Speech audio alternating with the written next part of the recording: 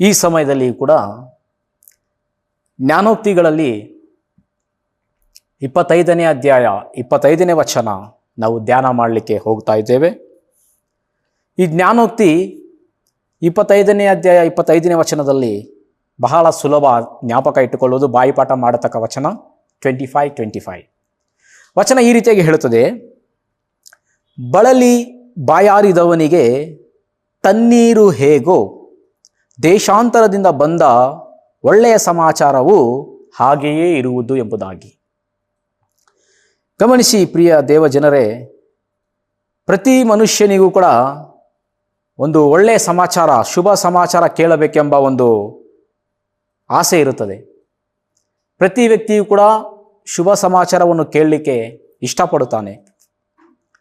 ಈ ಜ್ಞಾನೋಕ್ತಿ 25ನೇ ಅಧ್ಯಾಯ 25ನೇ ವಚನದಲ್ಲಿ ನಾವು ನೋಡಿದ ಹಾಗೆ, ಬಳಲಿ ಬಾಯಾರಿದವನಿಗೆ ತಣ್ಣೀರು ಹೇಗೋ, ದೇಶಾಂತರದಿಂದ ಬಂದ ಒಳ್ಳೆಯ ಸಮಾಚಾರವೂ ಹಾಗೆ. ಯಾವಾಗ ಒಬ್ಬ ವ್ಯಕ್ತಿ ಬಹಳ ಕಠಿಣವಾಗಿ ಶ್ರಮಪಟ್ಟು ಕೆಲಸ ಮಾಡುತ್ತಾನೋ, ಹಾರ್ಡ್ ವರ್ಕರ್, ಬಹಳ ಕಠಿಣವಾಗಿ ಕೆಲಸ ಮಾಡಿದಂಥ ವ್ಯಕ್ತಿ ದಣಿದಾಗ, ಆತನು ಬಾಯಾರಿದಾಗ, ಆತನು ಸ್ವಲ್ಪ ನೀರು ಕುಡಿದಾಗ ಆತನ ಮನಸ್ಸು ಬಹಳ ಸೂಕ್ಷ್ಮವಾಗಿ ಮಾರ್ಪಡುತ್ತದೆ. ಆತನು ಬಹಳ ಆಯಾಸದಿಂದ ಕೆಲಸ ಮಾಡಿ ಬಹಳ ದಣಿದು ತಣ್ಣೀರನ್ನು ಕುಡಿದಾಗ ಆತನ ಒಂದು ಮೈಂಡು ರಿಫ್ರೆಶ್ ಆಗುತ್ತದೆ. ಆತನ ಒಂದು ದೇಹ ಬಹಳ ನಿರಾಳವಾಗುತ್ತದೆ. ಅದೇ ರೀತಿಯಾಗಿ ಯಾವಾಗ ಒಂದು ಶುಭ ಸಮಾಚಾರ ನಾವು ಕೇಳುತ್ತೇವೋ, ಆಗ ನಮ್ಮ ಆತ್ಮ ಏನಾಗುತ್ತದೆ ಅಂದರೆ ಒಂಥರ ಸಂತೋಷ ಪಡುತ್ತದೆ. ಬಹಳ ಕಠಿಣವಾಗಿ ಕೆಲಸ ಮಾಡಿದಂಥ ವ್ಯಕ್ತಿ ತಣ್ಣೀರು ಕುಡಿದಾಗ ಹೇಗೆ ಆತನ ದೇಹ ಸಂತೋಷವಾಗಿರುತ್ತದೋ, ಹೇಗೆ ಆತನ ದೇಹ ನೆಮ್ಮದಿಯನ್ನು ಹೊಂದುತ್ತದೋ, ಅದೇ ರೀತಿಯಾಗಿ ಒಂದು ಒಳ್ಳೆಯ ಶುಭ ಸಮಾಚಾರ ನಮ್ಮ ಮನಸ್ಸನ್ನು ತೃಪ್ತಿಪಡಿಸುತ್ತದೆ, ನಮ್ಮ ಮನಸ್ಸಿಗೆ ಸಂತೋಷವನ್ನು ಉಂಟು ಮಾಡುತ್ತದೆ. ಇವತ್ತಿನ ದಿನಗಳಲ್ಲಿ ನಾವು ಅನೇಕ ನ್ಯೂಸ್ ಚಾನೆಲ್ಗಳಲ್ಲಿ ಏನು ಮಾಡ್ತೇವೆ ಅಂದರೆ, ಈ ಸಮಾಚಾರವನ್ನು, ನ್ಯೂಸನ್ನು ನೋಡುತ್ತೇವೆ, ವಾರ್ತೆಗಳನ್ನು ನೋಡುತ್ತೇವೆ. ಎಂಥ ನ್ಯೂಸನ್ನು ನೋಡುತ್ತೇವೆ ಈ ದಿನಗಳಲ್ಲಿ. ಯಾವ ಸೋಷಿಯಲ್ ಮೀಡಿಯಾದಲ್ಲಿ ತಗೊಳ್ಳಿ, ಯಾವ TV ಚಾನಲ್ ತಗೊಳ್ಳಿ, ಯಾವ ನ್ಯೂಸ್ ಚಾನಲ್ ತಗೊಳ್ಳಿ, ಎಲ್ಲೂ ಕೂಡ ಶುಭ ಸಮಾಚಾರವನ್ನು ಕೇಳಲಿಕ್ಕೆ ಆಗೋದಿಲ್ಲ. ಎಲ್ಲ ಕಡೆ ಕೂಡ ಕೊಲೆ, ವ್ಯಭಿಚಾರ, ಕಳ್ಳತನ, ಮತ್ತು ಹಿಂಸೆ, ಹೋರಾಟ, ಇಂಥ ಒಂದು ಇಂಥ ಒಂದು ನ್ಯೂಸ್ ಕೇಳಿ, ಇಂಥ ಒಂದು ಸಮಾಚಾರಗಳನ್ನು ಕೇಳಿ ಜನ ಕುಗ್ಗಿ ಹೋಗಿದ್ದಾರೆ. ಪ್ರತಿದಿನವೂ ನಮ್ಮ ಲೋಕದ ಸಮಾಚಾರಗಳು ಹೇಗಿದೆ ಅಂದರೆ, ಅನೇಕವಾದ ಕೆಟ್ಟ ಸುದ್ದಿಗಳನ್ನು ನೋಡುವಂಥ ಒಂದು ಲೋಕದಲ್ಲಿ ನಾವು ಜೀವಿಸ್ತಾ ಇದ್ದೇವೆ. ಬೆಳಗ್ಗೆ ಟಿವಿ ನೋಡಿದ್ರೆ ಅದರಲ್ಲಿ ಒಂದು ಕೆಟ್ಟ ಸುದ್ದಿ ಬರುತ್ತದೆ. ಸೋಷಿಯಲ್ ಮೀಡಿಯಾ ಓಪನ್ ಮಾಡಿದ್ರೆ ಅದರಲ್ಲಿ ಒಂದು ಕೆಟ್ಟ ಸುದ್ದಿ ಬರುತ್ತದೆ. ಕೊಲೆ, ವ್ಯಭಿಚಾರ, ಕಳ್ಳತನ ಮತ್ತು ಹಿಂಸೆಗಳು, ಈ ರೀತಿಯಾದ ಸಮಾಚಾರಗಳನ್ನು ಕೇಳುತ್ತೇವೆ, ಈ ರೀತಿಯಾದ ವಾರ್ತೆಗಳನ್ನು ನಾವು ಕೇಳುತ್ತೇವೆ. ಆದರೆ 2000 ವರ್ಷಗಳ ಹಿಂದೆ ದೇವದೂತರು ಒಂದು ಶುಭ ಸಮಾಚಾರವನ್ನು ಈ ಲೋಕಕ್ಕೆ ತಂದರು. ಆ ಶುಭ ಸಮಾಚಾರ ಏನೆಂದರೆ, ಕರ್ತನಾದ ಯೇಸು ಕ್ರಿಸ್ತನ ಕುರಿತಾಗಿದೆ. ಈ ಕೆಟ್ಟು ಹೋಗಿರುವ ಲೋಕದಲ್ಲಿ ಅನೇಕ ಕೆಟ್ಟ ಸುದ್ದಿಗಳನ್ನು ಕೇಳುತ್ತಿರುವ ನಮಗೆ ಇವತ್ತಿಗೂ ಕೂಡ ಒಂದು ಒಳ್ಳೆಯ ಶುಭ ಸಮಾಚಾರ ನಮಗೆ ಇದೆ. ಇವತ್ತು ಕೂಡ ನಮಗೆ ಒಂದು ಒಳ್ಳೆಯ ಸಂದೇಶ ಇದೆ. ಆ ಶುಭ ಸಮಾಚಾರ ಏನೆಂದರೆ, ಯೇಸು ಕ್ರಿಸ್ತನು ನಮ್ಮನ್ನು ಪ್ರೀತಿಸುತ್ತಾನೆ ಎಂಬುದಾಗಿ. ಇವತ್ತು ಹೇಗೆ ಈ ಜ್ಞಾನೋಕ್ತಿಗಳ 25ನೇ ಅಧ್ಯಾಯ 25ನೇ ವಚನದಲ್ಲಿ ಬಳಲಿ ಬಾಯಾರಿದವನಿಗೆ ತಣ್ಣೀರು ಹೇಗೆ ತೃಪ್ತಿ ಕೊಡುತ್ತದೋ, ಅದೇ ರೀತಿಯಾಗಿ ದೇಶಾಂತರದಿಂದ ಬಂದ ಒಂದು ಒಳ್ಳೆಯ ಸಮಾಚಾರ ನಮ್ಮ ಮನಸ್ಸಿಗೆ ತೃಪ್ತಿಯನ್ನು ಕೊಡುತ್ತದೆ. ಇವತ್ತು ನಾನು ಆ ಶುಭ ಸಮಾಚಾರದೊಂದಿಗೆ ನಿಮ್ಮನ್ನು ಭೇಟಿ ಮಾಡಲಿಕ್ಕೆ ಬಂದಿದ್ದೇನೆ. ಆ ಶುಭ ಸಮಾಚಾರ, ಆ ಒಳ್ಳೆಯ ಸುದ್ದಿ ಏನೆಂದರೆ, ಈ ಶುಭ ಸಮಾಚಾರ ಈ ಲೋಕದಿಂದ ಬಂದದಲ್ಲ, ಇದು ಪರಲೋಕದಿಂದ ಬಂದಂಥ ಶುಭ ಸಮಾಚಾರ. ಇದು ಪರಲೋಕದಿಂದ ದೇವರು ಕಳುಹಿಸಿಕೊಟ್ಟಿರುವಂಥ, ದೇವರು ಹೇಳಿರುವಂಥ ಶುಭ ಸಮಾಚಾರ.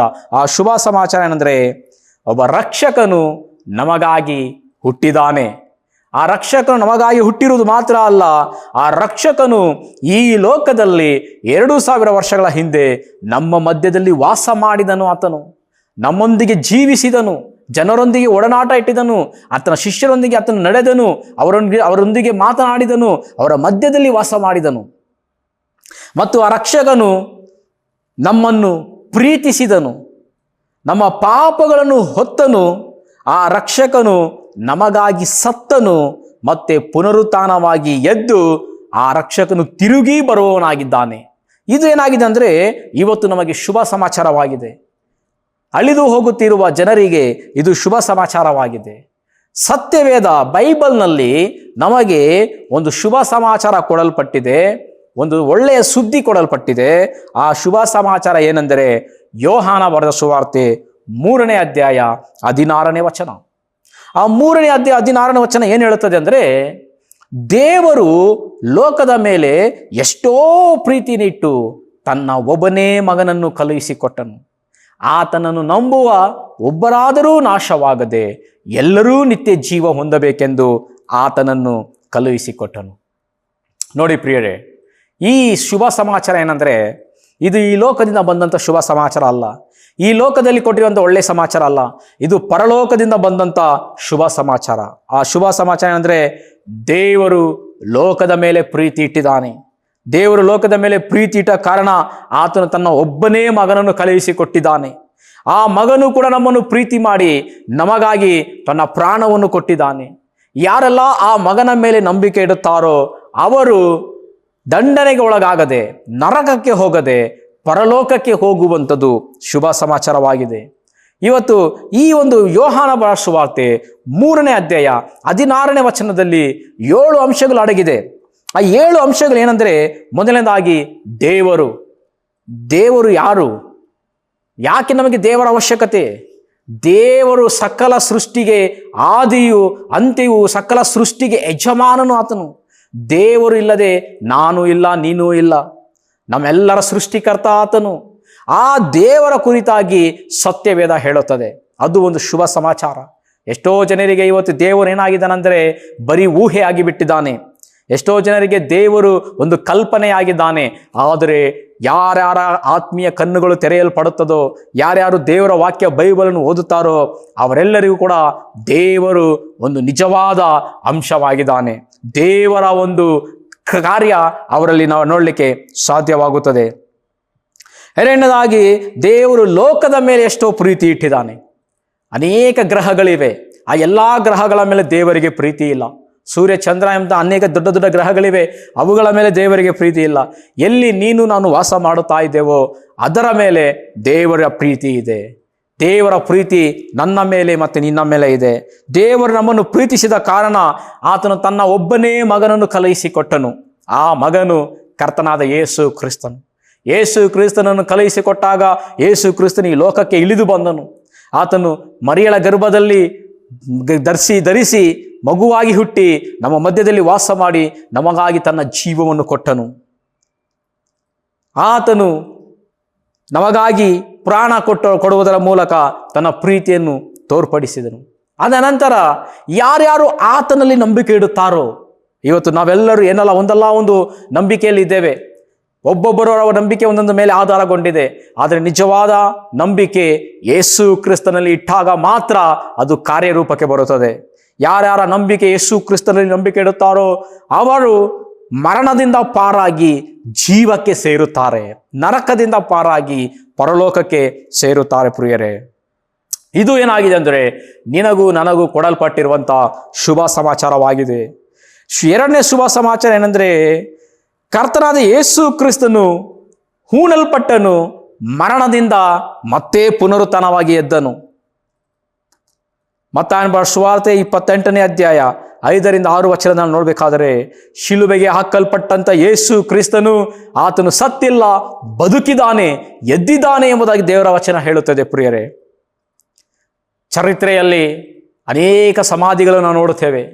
ದೊಡ್ಡ ದೊಡ್ಡ ಮಹಾನ್ ವ್ಯಕ್ತಿಗಳ ಸಮಾಧಿಗಳಿದೆ. ದೊಡ್ಡ ದೊಡ್ಡ ದೊಡ್ಡ ದೊಡ್ಡ ಮಹಾನ್ ವ್ಯಕ್ತಿಗಳ ಸಮಾಧಿಗಳಿವೆ, ಸಂತರ ಸಮಾಧಿಗಳಿವೆ, ಅನೇಕ ದೊಡ್ಡ ದೊಡ್ಡ ಬೋಧಕರ ಸಮಾಧಿಗಳಿವೆ. ಎಲ್ಲ ಸಮಾಧಿಗಳು ಮುಚ್ಚಲ್ಪಟ್ಟಿದೆ. ಒಂದು ಸಾರಿ ಒಬ್ಬರು ಸಮಾಧಿಗೆ ಹೋದರೆ ಅಷ್ಟೇ ಅದು ಮುಚ್ಚಲ್ಪಟ್ಟಂಥ ಸಮಾಧಿ. ಆದರೆ ಚರಿತ್ರೆಯಲ್ಲಿ ಒಂದು ಸಮಾಧಿ ಮಾತ್ರ ತೆರೆಯಲ್ಪಟ್ಟಿದೆ, ಅದು ಯೇಸು ಕ್ರಿಸ್ತನ ಸಮಾಧಿ. ಯೇಸು ಕ್ರಿಸ್ತನು ಸತ್ತು ಹೂಣಲ್ಪಟ್ಟು ಆತನು ಸಮಾಧಿಯಲ್ಲಿ ಇಡಲ್ಪಟ್ಟನು. ಮೂರನೇ ದಿವಸದಲ್ಲಿ ಸಮಾಧಿಯು ತೆರೆಯಲ್ಪಡಿತು. ಯೇಸು ಕ್ರಿಸ್ತನು ಪುನರುತ್ಥಾನವಾಗಿ ಎದ್ದನು. ಮರಣವು ಯೇಸು ಕ್ರಿಸ್ತನು ಹಿಡಿದುಕೊಳ್ಳಲಿಕ್ಕೆ ಸಾಧ್ಯವಾಗಲಿಲ್ಲ. ಆದುದರಿಂದ ಆ ಒಂದು ಸಮಾಚಾರ ಏನಾಗಿದೆ? ಶುಭ ಸಮಾಚಾರವಾಗಿದೆ. ಯೇಸು ಕ್ರಿಸ್ತನು ಮರಣವನ್ನು ಗೆದ್ದವನಾದ ಕಾರಣ ಆತನನ್ನು ನಂಬುವ ನೀನು ಮತ್ತೆ ನಾನು ಮರಣವನ್ನು ಗೆಲ್ಲುವವರಾಗಿದ್ದೇವೆ. ಮರಣವು ನಮ್ಮ ಮೇಲೆ ಅಧಿಕಾರ ನಡೆಸಲಿಕ್ಕೆ ಸಾಧ್ಯವಿಲ್ಲ. ಮರಣವು ನಮ್ಮನ್ನು ಹಿಡಿಯಲಿಕ್ಕೆ ಸಾಧ್ಯವಿಲ್ಲ. ಯಾರೆಲ್ಲ ಯೇಸು ಕ್ರಿಸ್ತನನ್ನು ನಂಬಿ ಆತನೊಂದಿಗೆ ನಿದ್ರೆ ಹೋಗುತ್ತಾರೋ ಅವರು ಆತನೊಂದಿಗೆ ಎದ್ದೇಳುತ್ತಾರೆ. ಇದು ದೊಡ್ಡ ಶುಭ ಸಮಾಚಾರವಾಗಿದೆ. ಒಳ್ಳೆಯ ಸುದ್ದಿಯಾಗಿದೆ. ನಮ್ಮ ಆತ್ಮಗಳಿಗೆ ಒಳ್ಳೆಯ ಸುದ್ದಿಯಾಗಿದೆ. ಇವತ್ತು ಜನ ಭಯದಲ್ಲಿ ಜೀವಿಸ್ತಾ ಇದ್ದಾರೆ.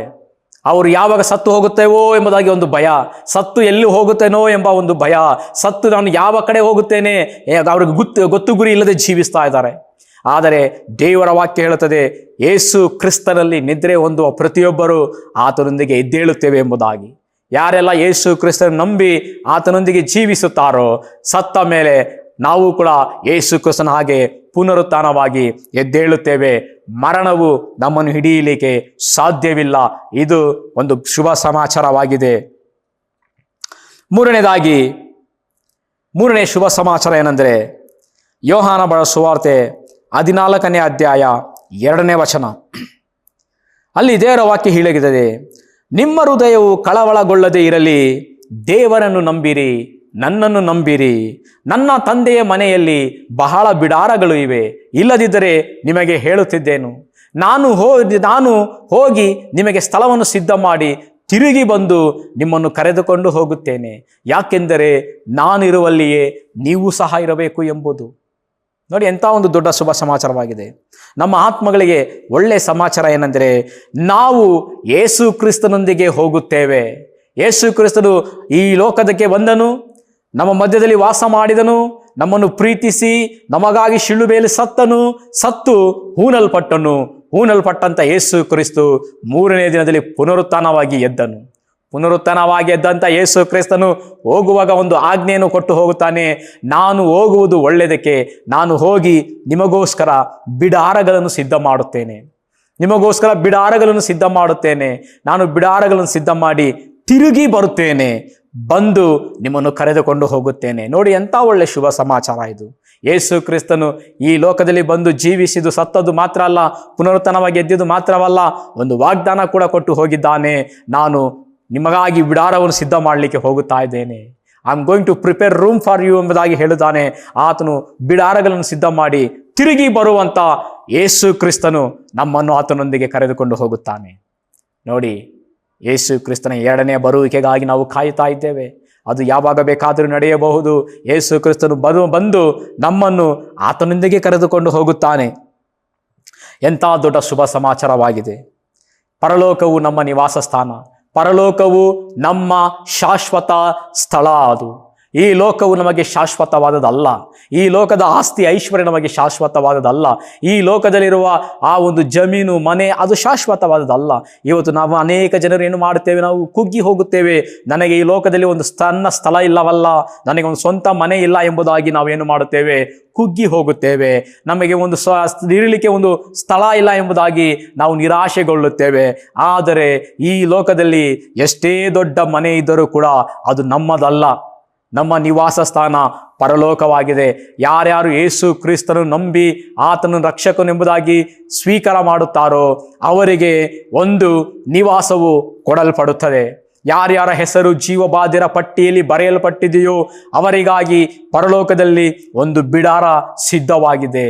ಆ ಒಂದು ಬಿಡಾರದಲ್ಲಿ ಯೇಸು ಕ್ರಿಸ್ತನು ನಮ್ಮನ್ನು ಕರೆದುಕೊಂಡು ಹೋಗುತ್ತಾನೆ. ಅದು ಶಾಶ್ವತವಾದದ್ದು, ಅದು ನಿತ್ಯವೂ ಇರುವಂಥದ್ದು. ಆ ಬಿಡಾರವು ನಮಗಾಗಿ ಯೇಸು ಕ್ರಿಸ್ತನು ಸಿದ್ಧ ಮಾಡಿರುವಂಥದ್ದು. ಇದನ್ನು ಪಡೆದುಕೊಳ್ಳಲಿಕ್ಕೆ ನಾನೇನು ಮಾಡಬೇಕು? ಇದನ್ನು ಪಡೆದುಕೊಳ್ಳಲಿಕ್ಕೆ ನಾನೇನು ಬಹಳ ಕಷ್ಟಪಡಬೇಕಾಗಿಲ್ಲ. ಇದನ್ನು ಪಡೆದುಕೊಳ್ಳಲಿಕ್ಕೆ ಯೇಸು ಕ್ರಿಸ್ತನ ಮೇಲೆ ನಂಬಿಕೆ ಇಡಬೇಕು. ಯಾರೆಲ್ಲ ಯೇಸು ಕ್ರಿಸ್ತನ ಮೇಲೆ ನಂಬಿಕೆ ಇಡುತ್ತಾರೋ ಅವರು ಆ ಬಿಡಾರವನ್ನು ಹೊಂದಿಕೊಳ್ಳುತ್ತಾರೆ. ಯಾರೆಲ್ಲ ಯೇಸು ಕ್ರಿಸ್ತನನ್ನು ಸ್ವಂತ ರಕ್ಷಕನಾಗಿ ಸ್ವೀಕಾರ ಮಾಡುತ್ತಾರೋ ಅವರಿಗೆ ಆ ಸ್ಥಳವು ಕೊಡಲ್ಪಡುತ್ತದೆ. ಯಾರೆಲ್ಲ ಯೇಸು ಕ್ರಿಸ್ತನು ಸ್ವಂತ ರಕ್ಷಕನಾಗಿ ಸ್ವೀಕಾರ ಮಾಡಿ ತಮ್ಮ ಹೃದಯಗಳನ್ನು ಒಪ್ಪಿಸಿಕೊಡುತ್ತಾರೋ ಅವರಿಗೆ ಪರಲೋಕದಲ್ಲಿ ಬಿಡಾರವು ಕೊಡಲ್ಪಡುತ್ತದೆ. ಇದು ಶುಭ ಸಮಾಚಾರವಾಗಿದೆ. ಇದು ಒಳ್ಳೆಯ ಸುದ್ದಿಯಾಗಿದೆ. ನಮಗೆ ಈ ಲೋಕದ ಕೆಟ್ಟ ಸುದ್ದಿಗಳ ಮಧ್ಯದಲ್ಲಿ ಯೇಸು ಕ್ರಿಸ್ತನು ನಮ್ಮನ್ನು ಪ್ರೀತಿಸಿ ನಮಗಾಗಿ ತನ್ನ ಪ್ರಾಣವನ್ನು ಕೊಟ್ಟು ನಮ್ಮನ್ನು ಜೀವಂತವಾಗಿ ಎಬ್ಬಿಸಿ ಪರಲೋಕಕ್ಕೆ ಕರೆದುಕೊಂಡು ಹೋಗುವಂಥದ್ದು ನಮಗೆ ಒಂದು ದೊಡ್ಡ ಶುಭ ಸಮಾಚಾರವಾಗಿದೆ. ಈ ಒಳ್ಳೆಯ ಸುದ್ದಿ ದೇವರ ವಾಕ್ಯ ನಮಗೆ ಹೇಳ್ತಾ ಇದೆ. ನಾಲ್ಕನೆಯ ಶುಭ ಸಮಾಚಾರ ಏನೆಂದರೆ 1 ಥೆಸಲೋನಿಕದವರಿಗೆ ಬರೆದ ಪತ್ರಿಕೆ 4ನೇ ಅಧ್ಯಾಯ 17ನೇ ವಚನ, we will be with the lord. ನಾವು ಅಂತರಿಕ್ಷದಲ್ಲಿ ಕರ್ತನನ್ನು ಎದುರುಗೊಳ್ಳುತ್ತೇವೆ. ಗಮನಿಸಿ ಪ್ರಿಯರೇ, ನಾವು ನಮ್ಮ ಜೀವನ ಇಲ್ಲಿಗೆ ಮುಗಿದು ಹೋಗುವುದಿಲ್ಲ. ದೇವರ ವಾಕ್ಯ ಹೇಳುತ್ತದೆ ನಮ್ಮ ಆಯುಷ್ ಕಾಲವು 70 ವರ್ಷ, ಬಲ ಹೆಚ್ಚಿದರೆ 80 ಎಂಬುದಾಗಿ. ಆದರೆ ಇವತ್ತು ಯಾರು ಕೂಡ 80 ವರ್ಷ ತಲುಪುತ್ತಾ ಇಲ್ಲ. ಚಿಕ್ಕ ಚಿಕ್ಕ ವಯಸ್ಸಿನಲ್ಲಿ ಎಲ್ಲರೂ ಸಾಯ್ತಾ ಇದ್ದಾರೆ. ಇನ್ನು ಅರ್ಧದಲ್ಲಿಯೇ ತಮ್ಮ ಪ್ರಯಾಣವನ್ನು ಮುಗಿಸಿ ಬಿಡುತ್ತಾ ಇದ್ದಾರೆ. ಆದರೆ ಇವತ್ತು ನಮ್ಮ ಒಂದು ಶರೀರ ಈ ಗತಿಸಿ ಹೋದಾಗಿ ಕೂಡ ಒಂದು ದಿನ ಬರುತ್ತದೆ, ಕರ್ತನ ಬರುವಿಕೆಯಲ್ಲಿ ನಮ್ಮ ಆತ್ಮ ಆತನೊಂದಿಗೆ ಎದ್ದೇಳಲ್ಪಡುತ್ತದೆ. ನಾವು ಕೂಡ ಆತನೊಂದಿಗೆ ಅಂತರಿಕ್ಷದಲ್ಲಿ ಕಾಣಿಸಿಕೊಳ್ಳುತ್ತೇವೆ. ಇದು ನಮಗೆ ಅಂತ್ಯವಲ್ಲ. ಈ ಲೋಕ ನಮಗೆ ಶಾಶ್ವತವಾದ ಸ್ಥಳ ಅಲ್ಲ. ಈ ಲೋಕ ನಮ್ಮ ನಿವಾಸ ಅಲ್ಲ. ಈ ಲೋಕ ನಮಗೆ ನಿತ್ಯವಾಗಿರುವಂಥ ಸ್ಥಳ ಅಲ್ಲ. ನಮಗೆ ನಿತ್ಯವಾಗಿರುವಂಥ ಸ್ಥಳ ಯೇಸು ಕ್ರಿಸ್ತನು ಪರಲೋಕದಲ್ಲಿ ಸಿದ್ಧ ಮಾಡಿಟ್ಟಿದ್ದಾನೆ. ಅದು ಪಡೆದುಕೊಳ್ಳಬೇಕಾದರೆ ನಾವು ಆತನೊಂದಿಗೆ ಎದ್ದೇಳಬೇಕು, ಆತನೊಂದಿಗೆ ಹೋಗಬೇಕು, ಆತನೊಂದಿಗೆ ಇರಬೇಕು. ನಾವು 2 ಕಡೆ ಮಾತ್ರ ಹೋಗಲಿಕ್ಕೆ ಸಾಧ್ಯ. ನಮ್ಮ ಆಯುಷ್ಕಾಲ ಮುಗಿದ ಮೇಲೆ, ನಾವು ಮರಣವನ್ನು ಹೊಂದಿದ ನಂತರ, ನಮ್ಮ ಆಯುಷ್ಕಾಲ ಮುಗಿದ ನಂತರ ನಾವು ಇಲ್ಲಿ ಕಣ್ಣು ಮುಚ್ಚಿದ ಮೇಲೆ 2 ಸ್ಥಳದಲ್ಲಿ ಮಾತ್ರ ಕಣ್ಣು ಬಿಡಲಿಕ್ಕೆ ಸಾಧ್ಯ. ಒಂದು, ಪರಲೋಕದಲ್ಲಿ ಯೇಸು ಕ್ರಿಸ್ತನನ್ನು ನೋಡುತ್ತೇವೆ. ಇಲ್ಲವಾದರೆ ಯೇಸು ಕ್ರಿಸ್ತನನ್ನು ಪರಲೋಕದಲ್ಲಿ ನೋಡಿಲ್ಲವಾದರೆ ನಾವು ನರಕದಲ್ಲಿ ಸೈತಾನನ್ನು ನೋಡಬೇಕಾಗುತ್ತದೆ. ನರಕದಲ್ಲಿ ನಾವು ಯಾತನೆಯನ್ನು ಅನುಭವಿಸಬೇಕಾಗುತ್ತದೆ. ನರಕದಲ್ಲಿ ಆ ಒಂದು ಗೋಲಾಟದಲ್ಲಿ ನಾವು ಸಿಕ್ಕಿಕೊಳ್ಳಬೇಕಾಗುತ್ತದೆ. ಆ ಒಂದು ಬೆಂಕಿ ಆರೋದಿಲ್ಲ, ಹುಳವು ಸಾಯೋದಿಲ್ಲ. ಯುಗಾಂತ್ಯದವರೆಗೂ ಆ ನರಕದ ವೇದನೆ ನಾವು ಅನುಭವಿಸಬೇಕಾಗುತ್ತದೆ. ಅದಕ್ಕೆ ಕಾರಣ ಏನು ಎಂದರೆ, ಈ ಲೋಕದಲ್ಲಿ ನಾನು ಜೀವಿಸುತ್ತಿರುವಾಗ ಯೇಸು ಕ್ರಿಸ್ತನನ್ನು ನಿರಾಕರಿಸಿಬಿಟ್ಟದೆ. ಯೇಸು ಕ್ರಿಸ್ತನನ್ನು ನನ್ನ ಸ್ವಂತ ರಕ್ಷಕನಾಗಿ ಸ್ವೀಕಾರ ಮಾಡಿಲ್ಲ. ಅದಕ್ಕೆ ಪ್ರತಿಫಲ ನರಕದಲ್ಲಿ ನಾನು ಕಾಣಿಸಿಕೊಳ್ಳಬೇಕಾಗುತ್ತದೆ. ಈ ಲೋಕದಲ್ಲಿ ನನ್ನ ಜೀವನ ಒಂದು ಪರೀಕ್ಷೆಯಾಗಿದೆ. ಈ ಲೋಕದಲ್ಲಿ ನಾನು ಜೀವಿಸುತ್ತಾ ಇರುವುದು ಯಾವ ಉದ್ದೇಶಕ್ಕಾಗಿ? ನನ್ನ ತಂದೆ ತಾಯಿಗಳಿಗಾಗಿನಾ? ಅಲ್ಲ. ನನ್ನ ಮಕ್ಕಳಿಗಾಗಿನಾ, ಮೊಮ್ಮಕ್ಕಳಿಗಾಗಿನಾ, ಅವರ ಭವಿಷ್ಯಕ್ಕಾಗಿನಾ? ಈ ಲೋಕದ ಜೀವನ ಯಾವ ಉದ್ದೇಶಕ್ಕಾಗಿ ನಾನು ಜೀವಿಸ್ತಾ ಇದ್ದೇನೆ? ಯಾರಿಗಾಗಿ ನಾನು ಜೀವಿಸ್ತಾ ಇದ್ದೇನೆ? ಯಾವುದು ಕೂಡ ನಮ್ಮೊಂದಿಗೆ ಇರೋದಿಲ್ಲ. ವ್ಯರ್ಥವೇ ವ್ಯರ್ಥ, ಸಮಸ್ತವೂ ವ್ಯರ್ಥ. ಈ ಲೋಕದ ನನ್ನ ಜೀವನ ಏನಾಗಿದೆ ಅಂದರೆ, ನನಗಾಗಿ ನನ್ನ ಸೃಷ್ಟಿಕರ್ತನು ಕೊಟ್ಟಂತ ಯೇಸು ಕ್ರಿಸ್ತನನ್ನು ನಾನು ಸ್ವೀಕಾರ ಮಾಡುತ್ತೇನಾ ಅಥವಾ ನಿರಾಕರಿಸುತ್ತೇನಾ? ಅದೇ ನನ್ನ ಜೀವನದ ಉದ್ದೇಶವಾಗಿದೆ. ಈ ಲೋಕ ಯಾಕೆ ನಮಗೆ ಕೊಡಲ್ಪಟ್ಟಿದೆ? ಈ ಲೋಕದಲ್ಲಿ ನಾನು ಯಾಕೆ ಜೀವಿಸ್ತಾ ಇದ್ದೇನೆ? ಒಂದೇ ಒಂದು ಉದ್ದೇಶ ಏನೆಂದರೆ, ಯೇಸು ಕ್ರಿಸ್ತನನ್ನು ಸ್ವಂತ ರಕ್ಷಕನಾಗಿ ನೀನು ಸ್ವೀಕಾರ ಮಾಡುತ್ತೀಯಾ, ಇಲ್ಲ ಆತನನ್ನು ತಳ್ಳಿ ಬಿಡ್ತಾ ಇದೀಯಾ? ಯೇಸು ಕ್ರಿಸ್ತನು ಸ್ವಂತ ರಕ್ಷಕನಾಗಿ ಸ್ವೀಕಾರ ಮಾಡಿದಾಗ ನನ್ನ ಈ ಲೋಕದ ಒಂದು ಉದ್ದೇಶ ಸಂಪೂರ್ಣವಾಗುತ್ತದೆ. ಯೇಸು ಕ್ರಿಸ್ತನನ್ನು ಸ್ವೀಕಾರ ಮಾಡದೆ ಯೇಸು ಕ್ರಿಸ್ತನನ್ನು ತಳ್ಳಿ ಬಿಡುವುದಾದರೆ ನನ್ನ ಉದ್ದೇಶ ಅಲ್ಪವಾಗುತ್ತದೆ. ಈಗ ಈ 2 ಅವಕಾಶ ನನಗೆ ಈ ಭೂಲೋಕದಲ್ಲಿ ಕೊಡಲ್ಪಟ್ಟಿದೆ. ಒಂದು ಅವಕಾಶ ರಕ್ಷಕನಾದ ಯೇಸು ಕ್ರಿಸ್ತನನ್ನು ಸ್ವೀಕಾರ ಮಾಡಿ ಪರಲೋಕಕ್ಕೆ ಹೋಗುವಂಥದ್ದು. ಇಲ್ಲವಾದರೆ ಯೇಸು ಕ್ರಿಸ್ತನನ್ನು ನಿರಾಕರಿಸಿ ಬೇರೆ ಎಲ್ಲವನ್ನೂ ಪ್ರೀತಿಸಿ ನರಕಕ್ಕೆ ಹೋಗುವಂಥದ್ದು. ದೇವರ ವಾಕ್ಯ ಹೇಳುತ್ತದೆ, ನೀನು ಇಡೀ ಲೋಕವನ್ನೆಲ್ಲ ಸಂಪಾದಿಸಿಕೊಂಡರೂ ನಿನ್ನ ಆತ್ಮ ನಷ್ಟಪಟ್ಟರೆ ನಿನಗೇನು ಪ್ರಯೋಜನ? ಪ್ರಿಯ ದೇವರ ಮಕ್ಕಳೇ, ನಮ್ಮ ಆತ್ಮದ ಬೆಲೆ ಇಡೀ ಲೋಕವನ್ನು ಕೊಂಡುಕೊಂಡರೂ ಸಾಕಾಗೋದಿಲ್ಲ. ಇಡೀ ಲೋಕವೆಲ್ಲ ನನ್ನ ಪಾದದಲ್ಲಿ ಇದ್ದರೂ ಕೂಡ ನಾನು ಯೇಸು ಕ್ರಿಸ್ತನನ್ನು ಸ್ವೀಕಾರ ಮಾಡಿಲ್ಲವಾದರೆ ಅದೆಲ್ಲವೂ ನಷ್ಟವಾಗಿ ಬಿಡುತ್ತದೆ. ಯೇಸು ಕ್ರಿಸ್ತನಿಲ್ಲದೆ ಎಲ್ಲ ಸಂಪತ್ತು ವ್ಯರ್ಥವಾಗುತ್ತದೆ. ಯೇಸು ಕ್ರಿಸ್ತನಿದ್ದರೆ ಎಲ್ಲವೂ ಕೂಡ ಅಮೂಲ್ಯವಾಗಿರುತ್ತದೆ. ದೇವರ ವಾಕ್ಯ ಹೇಳುತ್ತದೆ, ನಾನು ಕ್ರಿಸ್ತನಿಗಾಗಿ ಹೋರಾಡುವವನಾಗಿದ್ದೇನೆ. ನಮ್ಮ ಒಂದು ಉದ್ದೇಶ ಯೇಸು ಕ್ರಿಸ್ತನನ್ನು ಹಿಡಿದುಕೊಳ್ಳುವಂಥದ್ದಾಗಿರಬೇಕು. ಯೇಸು ಕ್ರಿಸ್ತನನ್ನು ಹಿಡಿದುಕೊಳ್ಳುವುದಾದರೆ ನಿನ್ನ ಆತ್ಮ ಪರಲೋಕದಲ್ಲಿ ನಿರಂತರವಾಗಿ ದೇವರೊಂದಿಗೆ ಸಮಾಧಾನದಿಂದ ಇರುತ್ತದೆ. ಇಲ್ಲವಾದರೆ ಈ ಲೋಕದಲ್ಲಿ ಕೊಡಲ್ಪಟ್ಟಂಥ ಆ ಒಂದು ಅವಕಾಶವನ್ನು ಕಳೆದುಕೊಂಡರೆ ನೀನು ನರಕದಲ್ಲಿ ಯಾತನೆ ಅನುಭವಿಸಬೇಕಾಗುತ್ತದೆ. ಇದೇ ನಿನಗೆ ಒಳ್ಳೆಯ ಸಮಾಚಾರ, ಇದೇ ನಿನಗೆ ಒಳ್ಳೆಯ ದಿನ, ಇದೇ ನಿನಗೆ ಒಳ್ಳೆಯ ಸಮಯ. ಇವತ್ತು ನೀನು ಸ್ವೀಕಾರ ಮಾಡಿಲ್ಲವಾದರೆ ಇನ್ನು ಯಾವತ್ತೂ ಸ್ವೀಕಾರ ಮಾಡಲಿಕ್ಕೆ ಸಾಧ್ಯವಿಲ್ಲ. ದೇವರ ವಾಕ್ಯವನ್ನು ಕೇಳುತ್ತಿರುವ ಪ್ರಿಯ ದೇವ ಮಗುವೆ, ಇದೇ ನಿನಗೆ ಶುಭ ಸಮಾಚಾರದ ಸಮಯವಾಗಿದೆ. ಯೇಸು ಕ್ರಿಸ್ತನು ದೇವರ ವಾಕ್ಯವು ನಿನ್ನ ಕಿವಿಗೆ ಈ ಸಮಯದಲ್ಲಿ ಬೀಳುತ್ತಾ ಇರುವುದಾದರೆ, ನೀನು ಈ ವಾಕ್ಯವನ್ನು ಕೇಳುತ್ತಾ ಇರುವುದಾದರೆ ಯೇಸು ಕ್ರಿಸ್ತನಿಗೆ ಹೃದಯವನ್ನು ಒಪ್ಪಿಸಿಕೊಡು. ಆತನನ್ನು ಸ್ವಂತ ರಕ್ಷಕನಾಗಿ ಸ್ವೀಕಾರ ಮಾಡು. ಪರಲೋಕ ರಾಜ್ಯದಲ್ಲಿ ನಿನ್ನ ಹೆಸರು ಬರೆಯಲ್ಪಡುತ್ತದೆ. ಪರಲೋಕದಲ್ಲಿ ಒಂದು ಬಿಡಾರವು ನಿನಗೆ ಕೊಡಲ್ಪಡುತ್ತದೆ. ದೇವರೊಂದಿಗೆ ಪರಲೋಕದಲ್ಲಿ ನೀನು ಎತ್ತಲ್ಪಡುತ್ತೀಯಾ? ಇಲ್ಲವಾದರೆ ಈ ಲೋಕದ ಆಸ್ತಿ ಐಶ್ವರ್ಯಗಳಲ್ಲಿ ಮುಳುಗಿ ಹೋಗಿ, ಈ ಲೋಕದ ಪಾಪದ ಕಾರ್ಯಗಳಲ್ಲಿ ಮುಳುಗಿ ಹೋಗಿ, ಈ ಲೋಕದ ಬೇಡದ ವಿಷಯಗಳಲ್ಲಿ ಮುಳುಗಿ ಹೋಗಿ ಕೊನೆಯದಾಗಿ ನೀನು ಕಣ್ಣು ಮುಚ್ಚುವುದಾದರೆ ನರಕದಲ್ಲಿ ನೀನು ಕಣ್ಣು ತೆರೆಯಲ್ಪಡುತ್ತದೆ. ನರಕವು ಅತಿ ಘೋರವಾದದ್ದು, ನರಕವು ಭಯಂಕರವಾದದ್ದು, ನರಕವು ಅಂತ್ಯವಿಲ್ಲದ ಸ್ಥಳವಾಗಿದೆ. ಒಬ್ಬ ವ್ಯಕ್ತಿ ಸತ್ತು ನರಕಕ್ಕೆ ಹೋಗುತ್ತಾನೆ. ನರಕಕ್ಕೆ ಹೋಗಿ ಆತನು ಕಿರ್ಚಾಡುತ್ತಾನೆ, ಕೂಗಾಡುತ್ತಾನೆ, ಅಯ್ಯಯ್ಯೋ ನನ್ನಿಂದ ಇಲ್ಲಿ ಇರಲಿಕ್ಕೆ ಆಗ್ತಾ ಇಲ್ಲ ಎಂಬುದಾಗಿ ಗೋಳಾಡುತ್ತಾನೆ. ಆಗ ಅಲ್ಲಿರುವಂಥ ಒಬ್ಬ ವ್ಯಕ್ತಿ ಹೇಳ್ತಾನೆ, ನೀನು ನರಕದಲ್ಲಿ ಈಗ ಮೊದಲನೇ ಹೆಜ್ಜೆ ಇಟ್ಟಿದೆಯಾ ಎಂಬುದಾಗಿ. ನರಕದ ಆರಂಭವೇ ಅಷ್ಟು ಘೋರವಾಗಿರಬೇಕಾದರೆ ನಿರಂತರವಾಗಿ ನರಕ ಹೇಗಿರುತ್ತದೆ? ಕೊನೆಯದಾಗಿ ಈ ಶುಭ ಸಮಾಚಾರತೆ ಅಪೊಸ್ತಲರ ಕೃತ್ಯ 16ನೇ ಅಧ್ಯಾಯ 31ನೇ ವಚನ ಶುಭ ಸಮಾಚಾರ ಇದೆ. ಕರ್ತನಾದ ಯೇಸುವಿನ ಮೇಲೆ ನಂಬಿಕೆ ಇಡು, ಆಗ ನೀನು ರಕ್ಷಣೆ ಹೊಂದುವಿ, ನಿನ್ನ ಮನೆಯವರು ರಕ್ಷಣೆ ಹೊಂದುವರು. ಕರ್ತನು ನಿಮ್ಮೆಲ್ಲರನ್ನು ಆಶೀರ್ವದಿಸಲಿ. ಆಮೇನ್, ಆಮೇನ್.